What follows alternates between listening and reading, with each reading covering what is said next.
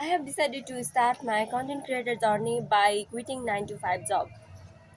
But I'm scared. Oh my god! What I feel is having a niche is overrated. अब मैले जहिले पनि मैले एउटै मोटिभेसनल भिडियो हाल्नुपर्छ नै भन्ने जरुरत पनि छैन। मैले अब डेली भ्लग गरेर हिँड्ने कुरा पनि आउँदैन हैन। अनि अब मैले जहिले नयाँ ड्रेस लाएर मजाले मेकअप गरेर भिडियोहरू हाल्नुपर्छ भन्ने जरुरत पनि छैन। अब मैले युट्युब भिडियो बनाउन थालेँ भन्दैमा मैले ट्राभलिङ गरेर जहिले पनि ट्राभलिङ भिडियो नै हाल्नुपर्छ भन्ने जरुरत पनि छैन नि त हैन। जस्तै कि मलाई आफ्नो ज्ञान बाँड्नु छ, मलाई आफ्नो फनी साइड देखाउनु छ पब्लिकको सामु हैन। मलाई आफ्नो थट्स भ्युजहरू सबै सेयर गर्न मन लागिरहेछ, एक्सप्रेस गर्न मन लागिरहेछ।